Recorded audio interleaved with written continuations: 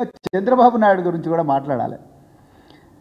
2000 మరి జగన్మోహన్ రెడ్డి గారు అధికారంలో ఉన్నప్పుడు ఇదే చంద్రబాబు నాయుడు వారి జీవన సహచరిని ఏం పేరు పేరు భువనేశ్వరి గారు వారి జీవన సహచరిని భువనేశ్వరి గారిని అప్పుడున్న వైఎస్ఆర్సీపీ నాయకులు ఎవరు, ఆయన పేరు కొడాలి నానినో ఏందో నాకు తెలియదు, కానీ ఆయన ఎవరో ఒక వైఎస్ఆర్సీపీ నాయకుడు, ఆయన ఎవరైతే మరి ఈ చంద్రబాబు నాయుడు గారి జీవన సహచరిని దుర్భాషలాడారని చెప్పేసి అసెంబ్లీ సాక్షిగా కన్నీళ్లు పెట్టుకొని పోయి అసెంబ్లీకి రానని ప్రతిజ్ఞ చేసి అదేవిధంగా బయటికి పోయి ప్రెస్ మీట్లో మరి దీన్ని ఖండిస్తూ ఏడ్చుకుంటూ మాట్లాడిన చంద్రబాబు నాయుడు ఈరోజు మరి చంద్రబాబు నాయుడు గారు కేటీఆర్ గారి మీద, ఆయన కూడా ఒక రాజకీయ నాయకుడే కదా, మీలాగా దొడ్డిదారిన వచ్చిన నాయకుడు కాదండి కేటీఆర్, పోరాటం చేసి వచ్చిన నాయకుడు, ఇప్పటికి కూడా ఉద్యమంలో కేసులు ఎదుర్కొంటున్న నాయకుడు, ఆ కుటుంబం చావుకు కూడా తెగించి పోరాడి తెలంగాణ ప్రజలందరూ కూడా ముందుకు తీసుకొచ్చిన ఈ కుటుంబం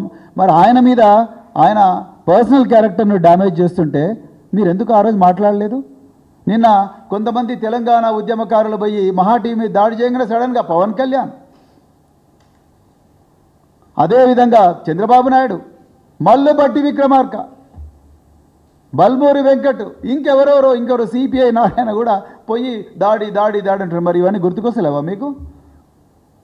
మరి మీ టీడీపీ కార్యకర్తలు పోయి దక్కన్ కానికల్ ఆఫీస్ మీద దాడి చేసిండ్రు కదా బాబు గారు, మరి దాన్ని ఏమంటారు మీరు? మీ టీడీపీ కార్యకర్తలు పోయి దక్కన్ కానికల్ ఆఫీస్ మీద పెట్రోల్ వేసి తగలబెట్టారు కదా, దాన్ని ఏమంటారు? అంటే మీకు ఒక న్యాయం, కేటీఆర్కి ఒక న్యాయం.